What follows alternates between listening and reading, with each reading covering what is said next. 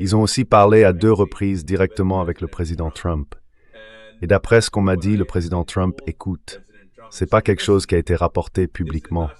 Le président Trump écoute. Monsieur Z, vous dites que Munir et Erdogan ont parlé au téléphone avec Trump, tous les deux.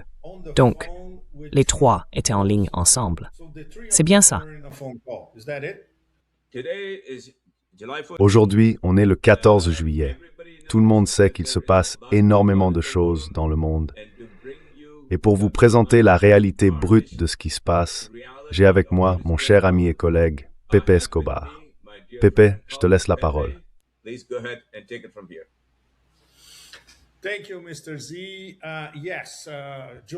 Merci, Monsieur Z. Oui, le 14 juillet d'ailleurs, on a eu un spectacle vraiment désolant dans les rues de Paris. La coalition des va-t-en-guerre européens s'y retrouvait pour célébrer la libération de la France. Et bien sûr, la sempiternelle guerre sans fin contre la Russie. Mais tout ça, c'est le domaine des perdants. Évidemment, la situation est bien plus complexe en Asie de l'Ouest. Et il y a peut-être, espérons-le, une chance que les voix de la raison finissent par l'emporter. Parce qu'en ce moment même, on est à nouveau au milieu d'une escalade. Les États-Unis ont violé pratiquement tous les points du mémorandum d'entente, en 14 points. Encore et encore. Ils l'ont rompu, détruit ou simplement ignoré, y compris ce qui avait été signé par le président des États-Unis.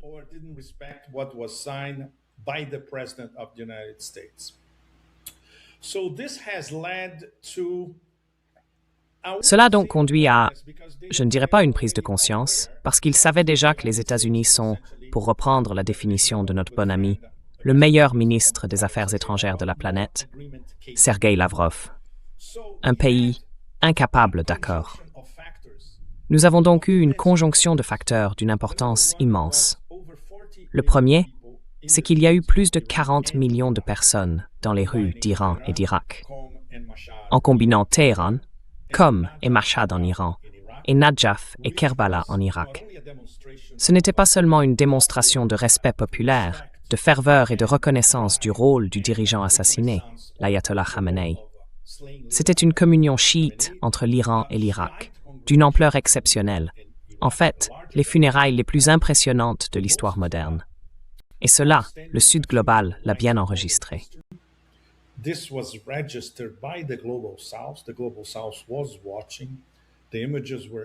Le Sud global observait. Les images étaient partout, en Afrique, en Amérique latine et dans toute l'Asie. Et bien sûr, cela nous amène à la question de ce que pense aujourd'hui la direction iranienne, maintenant que l'ère Mojtaba vient tout juste de commencer. Entrons un peu dans le détail. L'ère de Mojtaba Khamenei, en tant que dirigeant de l'Iran, a débuté vendredi dernier. Jeudi, c'était le dernier jour des cérémonies funéraires, avec l'inhumation du dirigeant assassiné, l'ayatollah Khamenei, et d'une partie de sa famille, à Mashhad, dans le sanctuaire de l'imam Reza. Et vendredi dernier, il y a seulement quelques jours, Mojtaba a commencé à imprimer sa marque comme nouveau guide de la révolution islamique. Le troisième, seulement le troisième, en 47 ans de révolution islamique. Alors, que voit-il en ce moment, depuis sa résidence très protégée?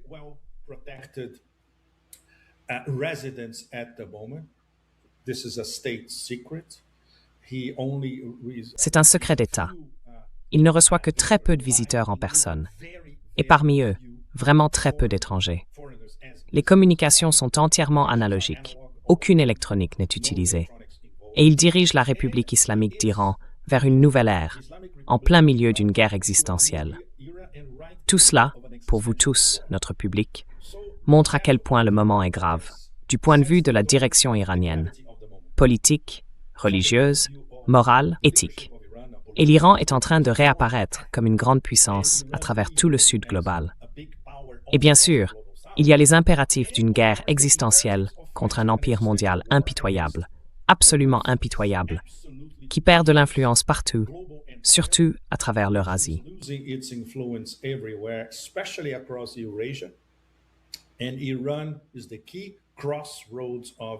Et l'Iran, c'est vraiment le carrefour clé de l'Eurasie. Au moins, l'Iran profite du fait d'être allié à deux autres États-civilisations, la Russie et la Chine. Mais quand il s'agit de mener la guerre contre les États-Unis, l'Iran est pratiquement seul. Il doit encaisser toute la pression et toute la fureur de l'Empire, tout seul. Donc maintenant, on a deux éléments différents. Le premier, sur lequel on va revenir dans quelques minutes, c'est la version favorable, que M. Z a confirmée depuis hier, au moins après plusieurs échanges avec des personnes qui, encore une fois, sont directement impliquées. Ce sont des médiateurs. Ils savent ce qui se passe.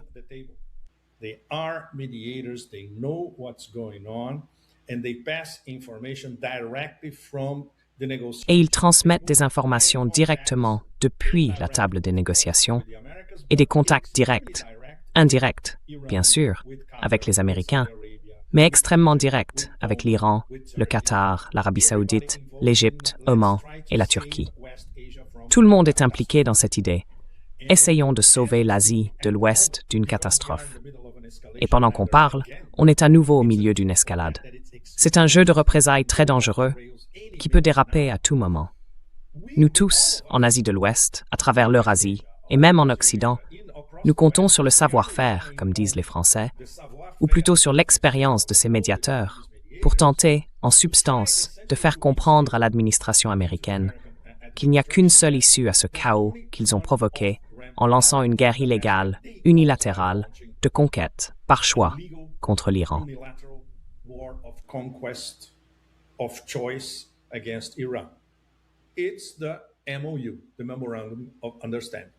C'est le MOU, le protocole d'accord, signé par les deux parties, signé par le président des États-Unis et signé par l'Iran.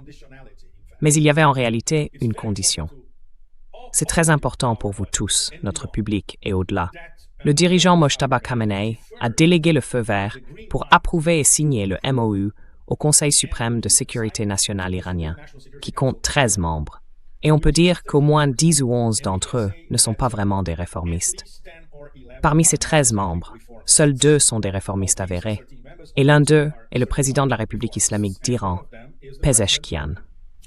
En gros, le message de Mojtaba au Conseil suprême de sécurité nationale était « Si vous obtenez une majorité solide, allez-y ».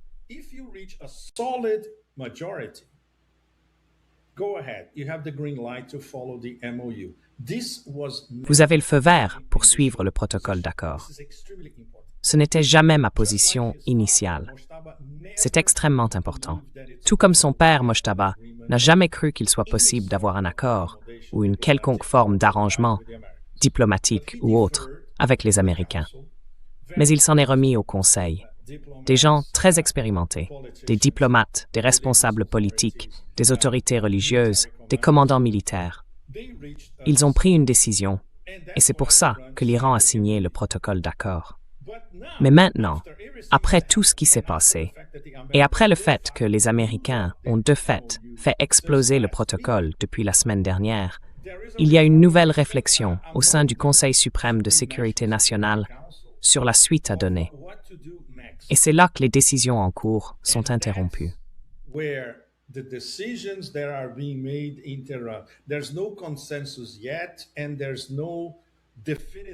Il n'y a pas encore de consensus et aucune position définitive n'a été exprimée publiquement parce que tout est en train d'être réévalué. Surtout depuis que la nouvelle ère a commencé vendredi dernier, il y a seulement quelques jours. Ce sont donc les tout premiers jours de cette nouvelle période où Mojtaba est le dirigeant et où toutes les décisions viennent de lui ou doivent passer par lui pour être approuvées. C'est ça qui va déterminer l'avenir immédiat de la République islamique d'Iran. Il y a donc plusieurs éléments très importants à observer dans la façon dont la direction iranienne perçoit les actions américaines en ce moment. Ils estiment qu'ils ont le temps devant eux. Et ça, c'est le premier point, vraiment essentiel.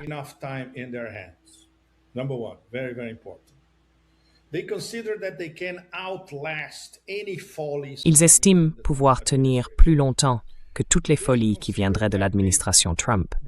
Ils considèrent que le levier qu'ils ont dans le détroit d'Ormuz est durable, qu'il est là pour toujours. Le détroit d'Ormuz sera désormais, selon eux, sous le contrôle de l'Iran. Et ce sera l'Iran qui fixera les règles de navigation. Et puis, il y a le dossier nucléaire. Comme nous l'avons déjà rapporté, la posture nucléaire de l'Iran est aussi en cours de réévaluation. Et cette décision viendra de Mojtaba. Mojtaba peut décider, en concertation avec le Conseil suprême de sécurité nationale, ou bien de sa propre initiative, après avoir écouté tout le monde, qu'il faut modifier notre posture nucléaire.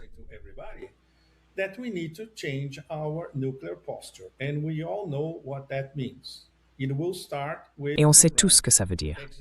Ça commencera par le retrait de l'Iran du traité de non-prolifération, le TNP.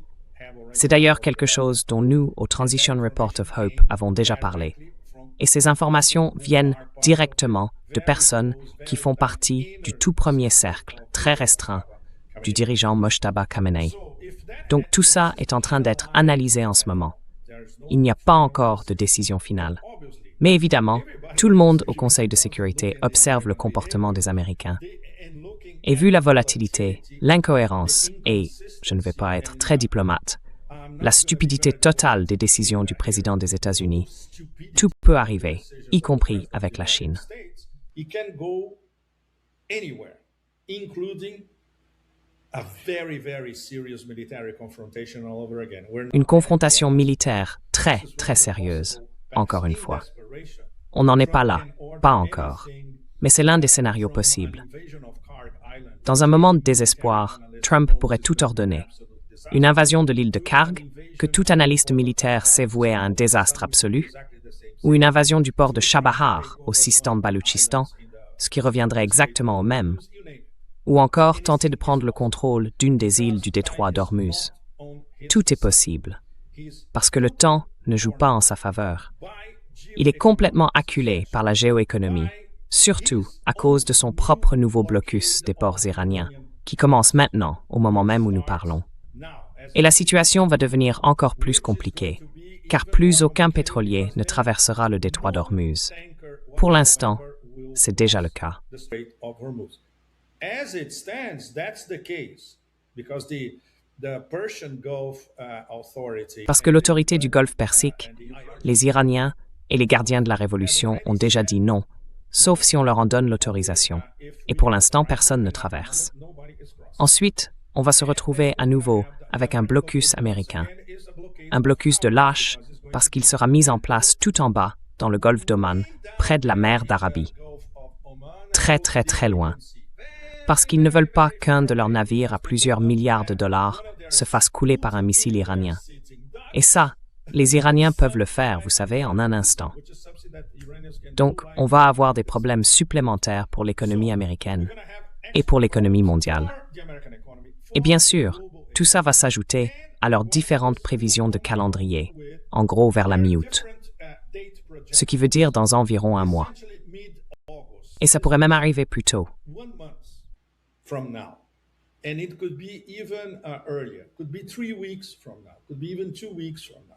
Ça pourrait être dans 3 semaines, peut-être même dans 2, quand les réserves stratégiques de pétrole des États-Unis atteindront leur seuil critique, la fameuse ligne rouge. Et à partir de là, c'est fini. Les prix à la pompe aux États-Unis vont s'envoler. Alors, en supposant que le président des États-Unis ne soit pas, comme il aime à se présenter lui-même, une personnalité capricieuse, presque enfantine, et qu'il ait un minimum de bon sens, ce qui, franchement, est très très difficile à trouver. Il faut creuser vraiment profond. Eh bien, tout ce qu'il fera à partir de maintenant, que ce soit une offensive militaire, une manœuvre, un pari risqué ou un coup désespéré, tout ça se retournera contre lui, contre ses propres intérêts, contre sa survie politique, contre l'économie américaine et surtout contre l'économie mondiale. Against the American economy and most of all against the global economy. If this was not horrible enough as all of us were Comme si tout cela n'était pas déjà assez terrible. Comme tous ceux qui suivent cette affaire le savent, il y a maintenant un nouvel élément. Le vecteur Arabie Saoudite-Yémen. Il a été activé par une décision qui dépasse l'entendement, en supposant bien sûr que cette décision vienne réellement d'Arabie Saoudite. Cela pourrait être un faux drapeau. Cela pourrait avoir été monté par des opérateurs incontrôlés, par les suspects habituels, peu importe. Mais pourquoi? Maintenant, l'Arabie saoudite relancerait-elle une guerre d'usure qu'elle a perdue contre le Yémen, contre Ansarallah, en essayant de bombarder un avion iranien qui tentait d'atterrir à l'aéroport international de Sanaa et qui transportait une délégation yéménite revenue de Téhéran après avoir assisté aux cérémonies funéraires de l'ayatollah Ali Khamenei.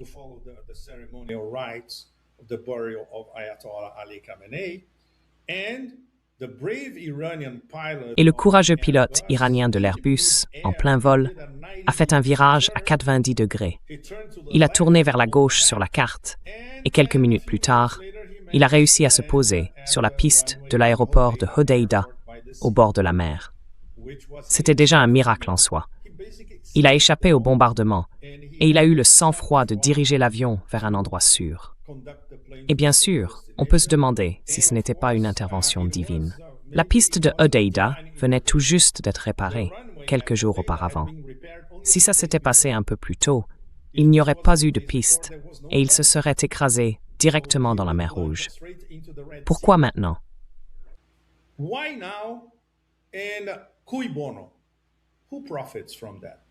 Et cui bono? Qui en profite? Cette question reste totalement ouverte. Si c'était vraiment Riyad qui avait fait ça, alors on se retrouverait face à des conséquences catastrophiques, à la fois prévisibles dans une certaine mesure, mais aussi totalement imprévues. Parce que la réaction d'Ansarallah, leur réaction immédiate, a été du 2 pour 1. Si l'Arabie saoudite, ou peu importe qui, a bombardé un aéroport, l'aéroport international de Sanaa, la réponse d'Ansarallah a été de bombarder 2 aéroports. Les Iraniens, eux, ont mis des semaines, au moins 2 mois, avant de commencer à répondre aux attaques américaines sur le même mode, 2 pour 1. Le Yémen, lui, a mis 1 jour. Alors faites le calcul. Tous, faites le calcul, pour ne pas aller provoquer les Yéménites. J'étais au Yémen l'an dernier. Quand on y va, on comprend tout.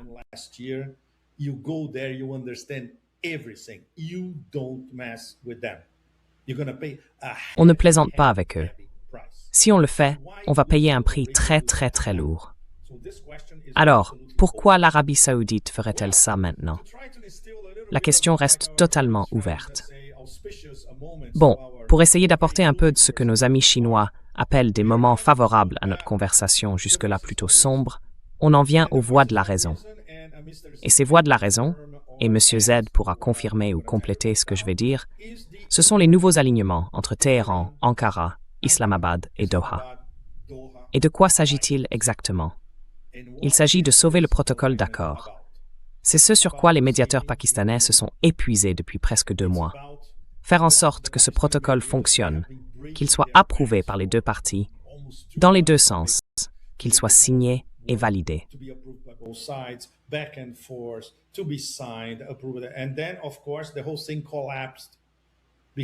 Et puis, bien sûr, tout s'est effondré à cause des caprices du président des États-Unis, un comportement franchement enfantin. Alors maintenant, il faut recoller les morceaux, comme Humpty Dumpty. C'est une tâche de Sisyphe, extrêmement complexe. Mais les médiateurs pakistanais sont impliqués.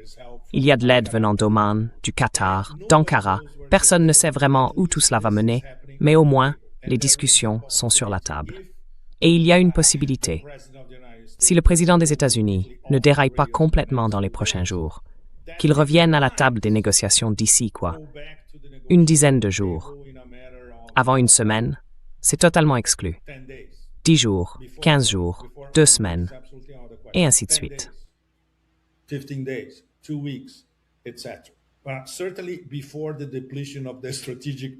Mais certainement avant l'épuisement de la réserve stratégique de pétrole, ce qui serait la seule façon pour le président des États-Unis de voir un peu de raison devant lui, vous savez, des chiffres.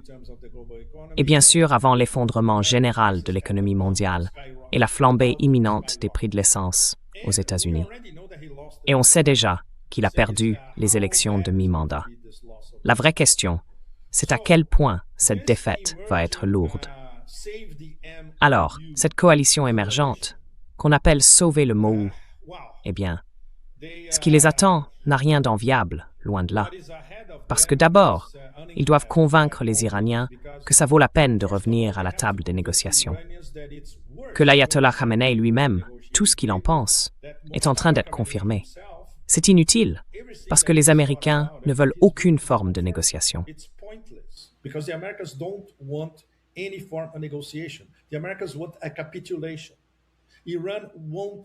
Les Américains veulent une capitulation. L'Iran ne capitulera pas. Point final. Tout ce qui figure dans le mémorandum d'accord, l'Iran veut que ce soit appliqué. Suivez l'argent, tout. Les réparations, les fonds gelés, le contrôle du détroit d'Ormuz, tout. La fin des sanctions, tout. La fin de toutes les guerres, en commençant par le Liban. L'Iran a signé parce qu'il veut que tous ces points du mémorandum d'accord, les 14 points, soient respectés. Et les Américains en ont violé presque tous, en quelques jours à peine. Alors, quel serait l'intérêt pour Téhéran de revenir à la table des négociations? C'est donc la mission qui attend les médiateurs pakistanais, avec bien sûr le soutien d'Oman, du Qatar et de la Turquie. On connaît les déplacements diplomatiques, les discussions directes, mais au bout du compte, il n'y a qu'un seul décideur pour éviter que tout cela ne parte complètement en vrille. Basically, so this thing doesn't unravel completely. And we go back to a war. Once again, this is going to be the Et nous revoilà repartis vers une guerre, encore une fois. Ce serait la troisième guerre américaine contre l'Iran en un peu plus d'un an, et ils vont la perdre. S'ils la déclenchent, elle est déjà perdue. Et nous avons un président qui ne voit toujours pas que son ego mis à part, la seule issue possible, avec un minimum de dignité et d'honneur, c'est de respecter les engagements pris dans le protocole d'accord. Et l'Iran l'a dit très clairement aux États-Unis. Maintenant, c'est bilatéral. Si vous le rompez de votre côté, nous le rompons d'une autre. Il n'y a plus de place pour l'unilatéralisme en Asie de l'Ouest. Et c'est ça qui rend la situation si difficile. Pas pour le président des États-Unis, parce qu'au fond, il n'est qu'un simple messager. Ceux qui décident vraiment, ceux qui tirent les ficelles et dirigent le jeu, ce sont les élites américaines, bien cachées derrière, qu'on ne voit jamais. way behind that don't show up. And they are catatonic at the moment because En ce moment, ils sont complètement sidérés, parce qu'ils se retrouvent face à une possibilité terrible, pour eux, devoir accepter une défaite stratégique, et pas face à une grande puissance. Ce n'est ni la Russie, ni la Chine. C'est un pays assiégé depuis 47 ans, soumis aux sanctions les plus dures jamais imposées, et qui a pourtant réussi à infliger une défaite stratégique à la plus grande armée du monde, avant ou même au-delà de l'ère de Star Wars. Psychologiquement, tous ceux qui suivent cette histoire le savent. Pour eux, c'est impensable de l'admettre. Mais s'ils ne le font pas, ils n'ont aucune issue. À moins de déclencher une guerre, qu'ils perdront encore. Et s'ils la recommencent 3 fois, 4 fois, 5 fois, ils la perdront encore. Ils ne reconquerront rien. Ils peuvent bombarder tout l'Iran, mais ils ne récupéreront pas le détroit d'Ormuz. but they won't get the Strait of Hormuz back. And once again, just to Mr. T, just Et encore une fois, juste pour conclure, désolé, c'est un peu long, mais j'essayais de rassembler toute la toile d'araignée, ou du moins tous les fils. Cette guerre a commencé comme une guerre de changement de régime, pour que nous puissions contrôler un point d'étranglement pétrolier, le détroit d'Ormuz. L'objectif, c'était de prolonger la vie du pétrodollar. Et maintenant, c'est devenu une guerre où la défaite stratégique, c'est la perte totale de ce point d'étranglement, la perte totale du détroit d'Ormuz à partir de maintenant. Et le pétrodollar, c'est fini. Tout ce qui passera par le détroit d'Ormuz se fera dans d'autres devises, y compris le yuan, en contournant le dollar américain. Alors, imaginez un empire obligé de vivre avec ça. Et en plus, c'est une situation qu'il s'est infligée lui-même. Voilà l'état des choses. Voilà où nous en sommes aujourd'hui. Monsieur Z, à vous. where we are at the moment. Mr. Z, take it away. Well, that was an excellent summary. Excellent. Eh bien, excellent, Pepe. c'était un excellent I couldn't have résumé. done it better. And Vraiment I excellent, applaud you Pepe. for doing that. Je n'aurais pas pu faire mieux I second et je te every félicite single pour word ça. of what you just J'appuie said, mot pour mot because tout ce que tu viens de dire parce que ça vient non seulement de tes propres sources et de ton propre travail, mais aussi des sources et des enquêtes auxquelles nous avons accès grâce à Transition Protocol et qui permettent de mettre ces faits en lumière. Pour tous nos auditeurs à travers le monde, tout ce que Pepe vient de dire est la vérité pure et simple, celle qu'aucun média traditionnels, ni même la plupart des médias indépendants ne rapportent. Mais nous le faisons comme nous le faisons depuis plusieurs semaines déjà, depuis que nous sommes à l'antenne. Et cela parce que nous avons la chance d'avoir accès à certaines personnes qui étaient dans la pièce, pour le dire d'une manière qui souligne bien l'importance du message.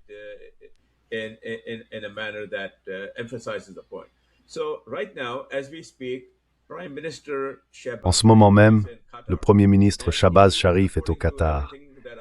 D'après tout ce que j'ai pu apprendre, il est en discussion directe avec la direction iranienne, c'est-à-dire le président Pezeshkian et le président du Parlement Ghalibaf. Le ministre pakistanais des Affaires étrangères, lui, est en pourparlers avec son homologue iranien, Araghchi.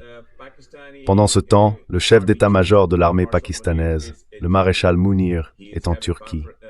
Il a des échanges approfondis avec le président Erdogan, et toujours d'après les informations que j'ai pu recueillir, ils ont également parlé à 2 reprises directement avec le président Trump.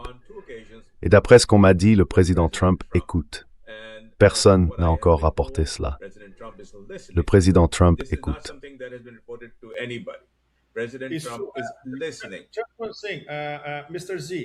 Monsieur Z, vous dites que Munir et Erdogan ont parlé au téléphone avec Trump, tous les deux. Donc les 3 étaient en ligne ensemble. C'est bien ça? C'est l'information que j'ai. Oui, c'est exact. Ça vient de Turquie. Parce que d'après ce qu'on m'a dit, la dernière personne à avoir parlé à Trump avant que tout ça ne commence, c'était Erdogan. À cause du sommet à Ankara, le sommet de l'OTAN à Ankara. C'est ça.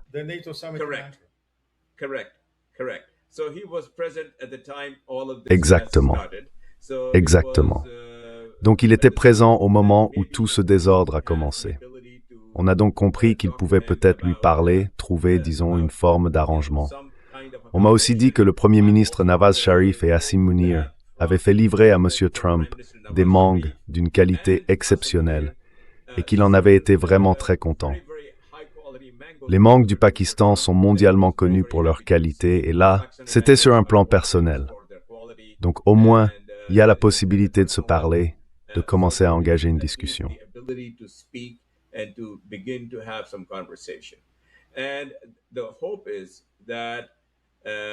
L'espoir, c'est qu'après les funérailles qui auront lieu à Doha, l'émir s'implique beaucoup plus qu'il ne le fait en ce moment. Il est déjà impliqué, mais on espère qu'il le sera encore davantage. L'émir du Qatar, le premier ministre pakistanais, le président Erdogan et le maréchal Mounir vont tous faire le maximum pour rapprocher l'Iran et Washington afin de faire cesser les tirs.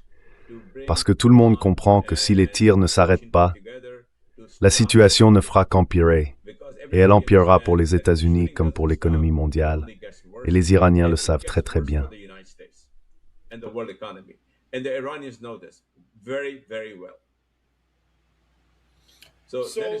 Donc, ce serait, je dirais, une sorte d'alliance entre Erdogan et Munir, qui essaierait de faire entendre raison à Donald Trump. C'est exact. Oui, c'est bien ça. Wow. On aimerait tous être dans la pièce pour voir ça. Eh bien, pour notre public, mon collègue, mon cher ami, était un peu contrarié que je n'ai pas pu lui transmettre les informations que j'ai, plus tôt qu'il ne l'aurait voulu, avant qu'on prenne l'antenne. Mais comprenez bien que cela vient directement de personnes proches de cette conversation. C'est pour cette raison que nous avons une grande confiance dans ce que nous rapportons. Ce sont des éléments que les médias traditionnels, même s'ils les avaient, ne diffuseraient pas. Mais en réalité, ils ne les ont pas. Et nous sommes honorés et fiers de les détenir et de vous les présenter.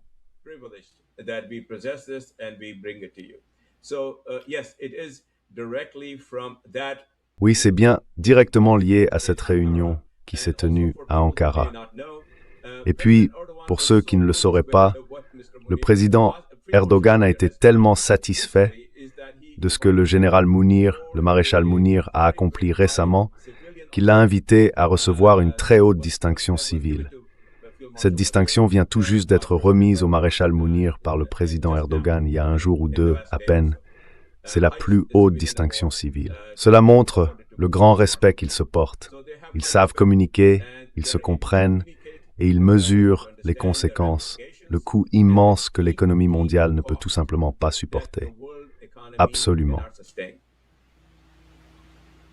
Absolutely. That is where we But, so basically, we depend at the moment. En gros, en ce moment, on dépend d'Erdogan et du maréchal Munir pour organiser, disons, des sommets à très fort enjeu. Ou même, si c'est juste un appel téléphonique, l'idée, c'est d'essayer de montrer à Trump, en quelques minutes, les conséquences de sa folie s'il continue à faire ce qu'il fait depuis quelques jours. Et il n'y a personne d'autre qui soit dans cette position, n'est-ce pas? Évidemment, du côté de l'Iran, tout passe par le Pakistan et aussi, dans une certaine mesure maintenant, par la Turquie et le Qatar. To a certain extent now by Turkey and Qatar. Exactement. Ce sont les trois acteurs principaux. Yeah, so this all depends on Erdogan and Munir Oui, and their power. donc tout ça dépend d'Erdogan, de Munir et de leur capacité à convaincre en ce moment. C'est tout à fait exact. En soi, c'est hallucinant. Mais c'est là où on en est. Et il n'y a pas de plan B, ni même de plan A. Non, il n'y a même pas de plan A, alors encore moins de plan B. No, there's not even a plan A, not to mention plan B. Yes, forget about plan. Oui, oubliez le plan B. Qui sait ce qui est passé par la tête de Trump pour qu'il lance tout ça? Donc il n'y a même pas de plan A. So there is not a plan A. Because Mr. Z, he has no strategy. Parce que M. Xi n'a ni stratégie, ni tactique. Il ne lit rien. Il refuse d'être humilié. Et il sait qu'il l'est, chaque jour par l'Iran. Et évidemment, il refuse d'assumer les conséquences de la défaite stratégique qu'il s'est infligée à lui-même et qu'il a infligée aux États-Unis. Le mécanisme psychologique est assez fou, mais en même temps très compréhensible. Il est tellement perdu, littéralement dans l'espace, et au sens figuré, qu'il bombarde ses propres intérêts. Ça prouve qu'il n'a absolument aucune idée de ce qui se passe. This proves that he has no clue about anything that is happening. And everything that is happening is a chain of events. Et tout ce qui se passe aujourd'hui, c'est une chaîne d'événements qui a commencé le 28 février. Pour quelqu'un qui déteste se remettre en question, encore une fois, qui est en fait quasiment illettré, il ne lit rien. Donc c'est un illettré fonctionnel, avec un vocabulaire d'à peine 50 ou 60 mots qu'il répète sans arrêt. Et pour lui, être président, ça veut dire publier sur les réseaux sociaux. Franchement, on ne peut pas faire plus bas que ça. Oui, oui, oui. Si on se souvient du hip-hop américain d'autrefois, jusqu'où peut-on descendre? Eh bien, regardez le président des États-Unis. How low can you go? Well, look at the president of the United States. Yeah. And to reach him. Oui, et pour le joindre, le Pakistan lui a envoyé, je peux le dire avec une totale certitude, quelques-uns des meilleurs mangues du monde. On m'a dit qu'il les a vraiment appréciés, qu'il était très content de les avoir reçus et qu'il a pu en parler ensuite avec le maréchal Munir et le président Erdogan. C'était un petit moment de légèreté au milieu de toute la gravité de la situation actuelle. Et au milieu de tout ça, ils ont quand même pu prendre conscience de la folie de ce qu'il est en train de faire et du fait que l'Iran ne reculera pas. Point final. Absolument pas. Et Mustafa Khamenei est aux commandes. Il est maintenant totalement aux commandes. Comme on l'a dit, son ère a commencé il y a seulement quelques jours. Oui, 4 jours, littéralement. Il vient d'enterrer son père, sa femme et sa fille. Donc, non, il n'est pas vraiment d'humeur. Just buried his daughter, so he's not in a good mood. So, okay, to wrap it up, Mr. Z. Bon, d'accord. In the Pour conclure, Monsieur Z, la semaine dernière, oui, la semaine dernière, j'ai écrit une chronique et j'en ai parlé avec plusieurs de nos amis communs. Alors, le chat du protocole d'accord, il est mort, vivant ou dans le coma? On en est arrivé à la conclusion qu'il était dans le coma. Donc est-ce qu'on peut dire maintenant que les deux seules personnes sur la planète capables de sauver ce chat comateux sont Recep Tayyip Erdogan et le maréchal Asim Munir? C'est bien là qu'on en est aujourd'hui. and Field Marshal Asim Munir. Is this where we are at the moment? They are the principal players. Ce sont les principaux acteurs, soutenus par l'émir du Qatar et par le Premier ministre Shehbaz Sharif. Voilà, c'est tout, c'est le tableau des protagonistes. That is the cast of characters. Correct. And okay, and once again, to Exactement. there are Très no bien. illusions in Et encore une fois, any pour conclure, of that à will, Téhéran, come. personne ne se fait d'illusions sur le fait que tout ça va se réaliser. Ils se préparent au pire. Ils sont prêts à encaisser tout ce que la machine militaire américaine pourrait infliger à l'Iran, y compris des bombardements quotidiens à partir de maintenant. And they are ready. Et ils sont prêts parce qu'ils pensent pouvoir tenir plus longtemps que Trump dans cette épreuve. Je dirais même que c'est une partie de bras de fer démesurée. Et les Iraniens s'y sont préparés. And the Yes. Iranians are prepared for it. And the Iranians Yes. are prepared for it. Yes. Yeah, and one other factor Oui. that I think we should Oui, bring to our audience tout à fait. Et un autre point que je pense important de rappeler à notre public, c'est que le Pakistan a mis en place 6 points de contact différents avec l'Iran, y compris le port de Gwadar, qui est le plus grand, including the port of Gwadar. oui, des corridors terrestres. Yeah, overland. On en avait déjà parlé, bien sûr. We discussed this before, of course. 6 Yes, overland. 6 corridors terrestres, dont le port de Gwadar. Exactement. Et aujourd'hui, Gwadar est en quelque sorte le port jumeau de Chabahar dans les faits. For all practical Correct. purposes. Correct. And there is activity. Exactement. And there Et il y a de l'activité, il y a du mouvement. L'Iran n'est absolument pas isolé du reste du monde, contrairement à ce que Trump aurait voulu. Pas du tout. Le trafic continue, personne n'est là pour l'arrêter. Personne ne peut l'arrêter. Nobody's there to stop it. Nobody can stop it. One last question, Mr. Z. The mediators. Une dernière question, Monsieur Z. Les médiateurs, les gens autour de la table, ceux qui essayent de sauver le protocole d'accord, les Pakistanais, les Turcs, les Qataris, est-ce que l'un d'eux a mentionné l'Arabie saoudite? Et si aujourd'hui l'Arabie saoudite vacille, ou qu'elle essaye de s'en sortir, ou qu'elle subit une pression énorme, ou encore qu'il y a une lutte de pouvoir interne, ou qu'elle a commis une erreur stratégique d'une ampleur imprévue? Or they made a strategic miscalculation of unforeseen proportions. I specifically asked that of J'ai my posé cette contact, question and directement à mon Saudi contact, Arabia is et on m'a dit que l'Arabie saoudite soutenait à 100% tout ce que nous faisons, Munir et moi, et qu'elle appuierait les efforts déjà en cours. Je n'ai pas eu l'occasion de leur parler de ce qui s'est passé au Yémen, mais je leur ai parlé de... C'est la question que tout le monde se pose en ce moment. Pourquoi attaquer le Yémen maintenant? Je n'ai pas de réponse à ça. Qu'est-ce qu'ils peuvent bien espérer gagner en faisant ça maintenant? Franchement, c'est incompréhensible. Oui, je n'ai pas de réponse, donc je dirais simplement que ce n'est pas une conversation que j'ai eue, mais j'ai pu demander très clairement s'ils soutenaient, comme ils l'avaient fait auparavant, les efforts du Premier ministre Shahbaz Sharif et d'Assim Munir. Et ils m'ont répondu oui à 100%.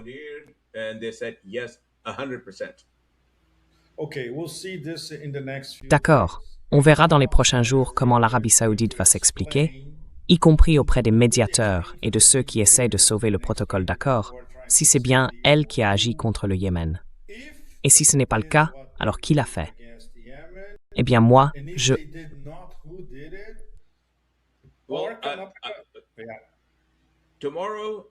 Demain, nous ferons une émission ensemble, avec toi, notre ami et collègue Larry Johnson et moi-même. Et peut-être que d'ici là, j'aurai une réponse à cette question. Excellent. Merci, Monsieur Ze. Merci infiniment. Et merci à vous tous, partout dans le monde. S'il vous plaît, soutenez le protocole de transition. Merci. Eh bien, allez aussi faire un tour sur notre chaîne Substack. Nous avons mis en place, pour tous ceux qui le souhaitaient, un abonnement payant au tarif le plus bas possible, $5 par mois. Cet abonnement vous permettra de recevoir directement dans votre boîte mail le bulletin de sécurité que nous partageons entre nous, avec des informations que personne d'autre n'a, brutes, exclusives et totalement confidentielles. Vous le recevrez si vous allez sur notre Substack et que vous devenez membre payant. Mais même si vous ne voulez pas aller jusque-là, inscrivez-vous simplement, abonnez-vous et mettez un j'aime si vous soutenez ce que nous faisons. Merci infiniment. On se retrouve demain. Thank you very, very Merci. much. We shall see you tomorrow. Thank you. Thank you.